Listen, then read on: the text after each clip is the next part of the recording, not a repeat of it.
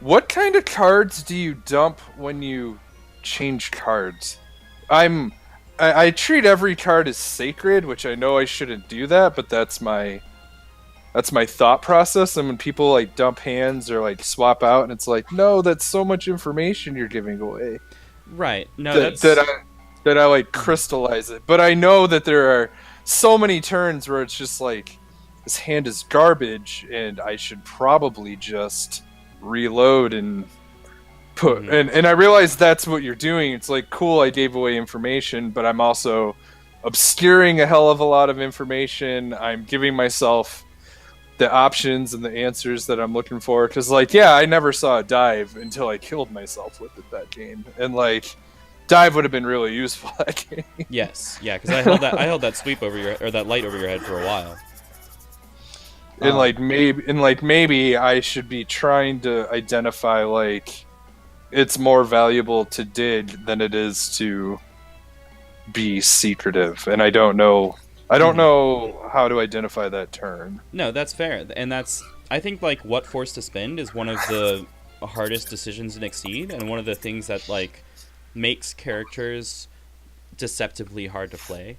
So like that Viper is card hungry is very relevant to this, and also like Rimulus, one of my favorite characters, is I think like the entire difficulty of playing Rimulus is in knowing when it's okay to spend a card as force, because she throws cards away like mad, and you like that is inherently risky unless you are very careful about what card you spend. So the short answer is that it actually is based on what I was narrating throughout the fight, which is here are the options, here are the threats. So I try to play like my entire deck is in my hand. And when I say that, what I mean is I try to act as though all of my threats are alive, even if I don't have them. So I was threatening Talon Sweep through this game a lot of times before I drew it.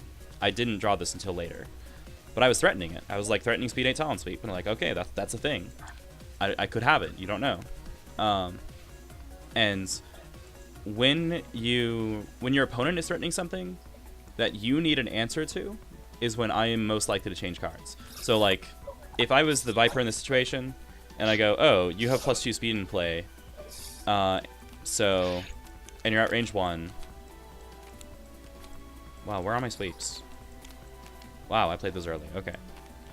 Like if we're in this board state and I'm the Viper and you're like, okay, +2 speed in play and no talent sweeps to be seen anywhere. There you go. Then I'm looking at my hand going, okay, do I have a way to deal with that if they strike? Because overall, and I've talked about this also about like mulligan stuff, right? Like if I want to know what I'm doing on my opponent's turn. If my opponent strikes, I want to know what my answer is. If I don't have that answer, I need to dig for it. Yeah. So like if my answer to my opponent striking is that I move first so that I will have an answer, great.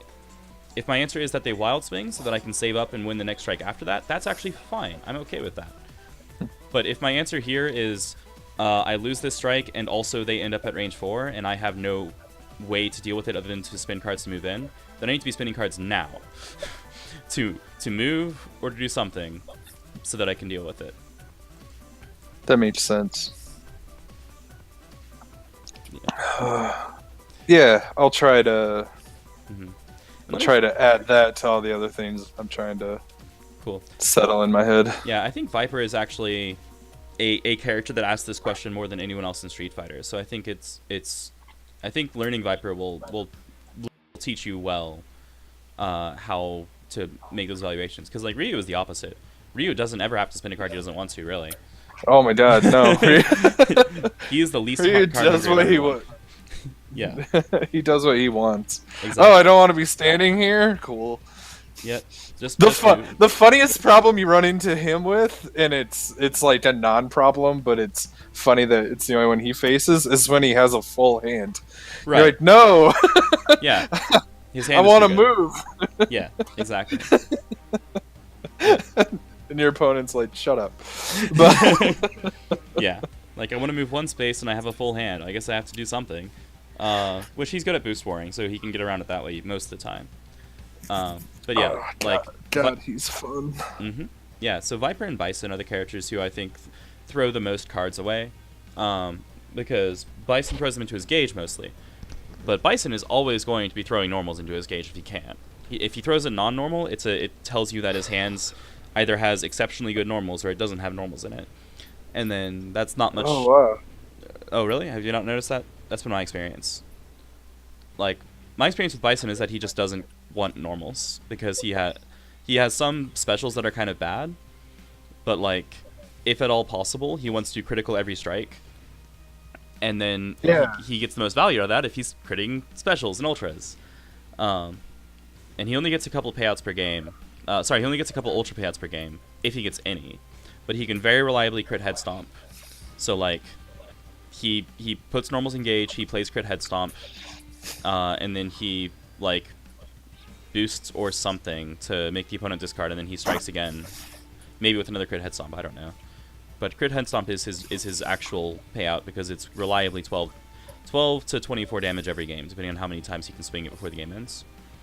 But yeah, I think Bison's engine is throw normals into gauge and keep rolling, and then I think Ryo's engine is you don't have to throw away a card that you don't want to.